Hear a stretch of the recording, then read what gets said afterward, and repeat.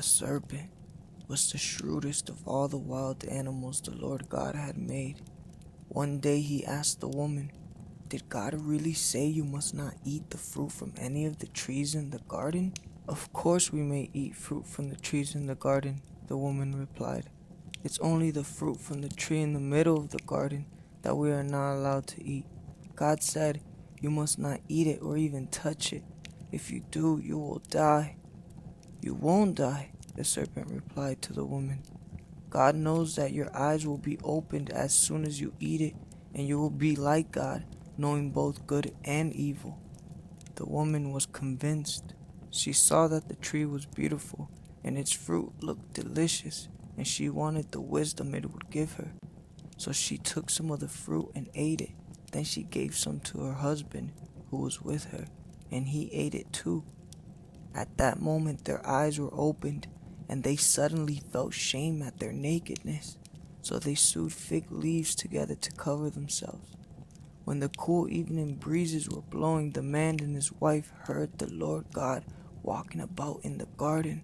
So they hid from the Lord God among the trees. Then the Lord God called to the man, "Where are you?" He replied, "I heard you walking in the garden, so I hid. I was afraid because I was naked." "Who told you that you were naked?" the Lord God asked. "Have you eaten from the trees whose fruit I commanded you not to eat?" The man replied, "It was the woman you gave me who gave me the fruit, and I ate it." Then the Lord God asked the woman, "What have you done?"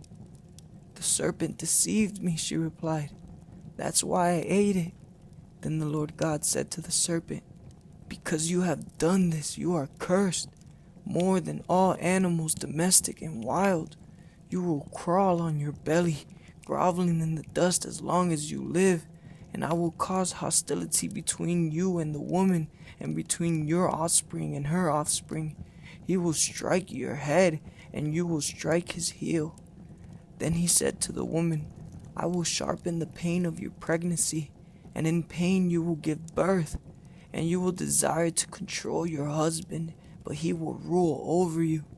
And to the man he said, "Since you listened to your wife and ate from the tree whose fruit I commanded you not to eat, the ground is cursed because of you. All your life you will struggle to scratch a living from it. It will grow thorns and thistles for you, though you will eat of its grains. By the sweat of your brow will you have food to eat until you return to the ground from which you were made. For you were made from dust, and to dust you will return." Then the man, Adam, named his wife Eve, because she would be the mother of all who live. And the Lord God made clothing from animal skins for Adam and his wife.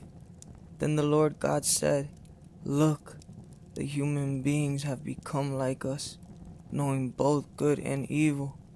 What if they reach out, take fruit from the tree of life and eat it? Then they will live forever."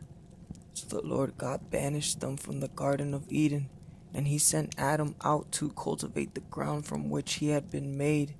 After sending them out, the Lord God stationed mighty cherubim to the east of the Garden of Eden, and he placed a flaming sword that flashed back and forth to guard the way to the tree of life.